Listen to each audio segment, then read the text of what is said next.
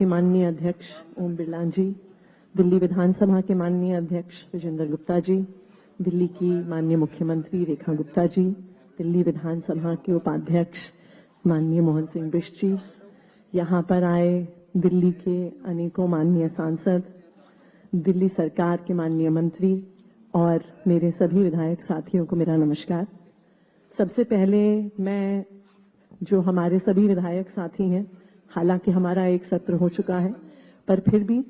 सबको, सभी विधायक साथियों को बहुत बहुत बधाई देना चाहती हूं कि दिल्ली की जनता ने हम 70 लोगों पर अपना भरोसा दिखाया और इस विधानसभा में अपना प्रतिनिधित्व करने के लिए भेजा। इस सदन में बैठना सिर्फ एक गरिमा और गर्व की बात नहीं है। इस सदन में बैठना एक बहुत बड़ी जिम्मेदारी है और इस जिम्मेदारी को याद करवाया है अभी विजेंद्र गुप्ता जी ने और हमारे लोकसभा के सेक्रेटरी जनरल उत्पल कुमार सिंह जी ने, जिन्होंने इस सदन का इतिहास हमारे सामने रखा। इस सदन में जब पहली बार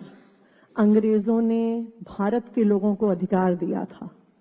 एक वोट का अधिकार की एक शुरुआत हुई थी, तो इस सदन में लाला लाजपत राय जी, पंडित मदन मोहन मालवीय जी,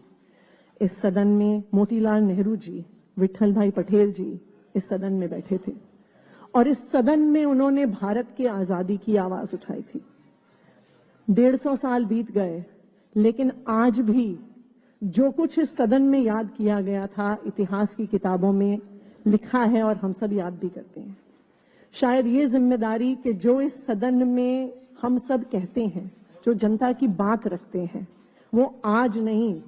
सैकड़ों साल तक लोग उसे पढ़ेंगे, सैकड़ों साल तक लोग उसे देखेंगे। इस जिम्मेदारी के साथ हम सबको यहां बैठना है। जब यहां पे लाला लाजपत राय, विठल भाई पटेल जी, पंडित मदन मोहन मालवीय बैठते थे, वो जब आजादी की बात रखते थे, तो याद रखने वाली बात यह है कि उनको बोलने का अधिकार तो था, पर उस समय अंग्रेजों ने उन्हें निर्णय लेने का अधिकार नहीं दिया था। इस सदन में जो भी एक्ट पास होता था, उस पर एकाधिकार अंग्रेजों का होता था। हम लोगों को निर्णय लेने के अधिकार के लिए इस देश के सैकड़ों लाखों लोगों ने अपनी कुर्बानियां दी और जाके इस देश को आजादी मिली। जब भारत को आजादी मिली, जब भारत का संविधान बना, भारत दुनिया के कुछ ऐसे देशों में था जिन्होंने इस देश की महिलाओं तक को वोट देने का अधिकार दिया।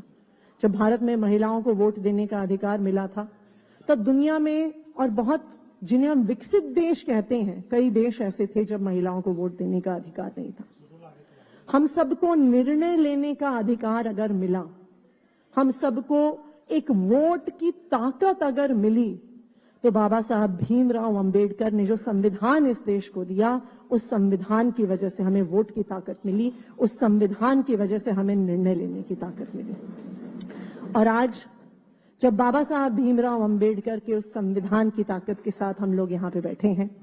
दिल्ली के लोगों के भरोसे के साथ हम बैठे हैं, तो हम सब जो 70 विधायक हैं, जो पक्ष में भी हैं, विपक्ष में भी हैं, मुझे लगता है कि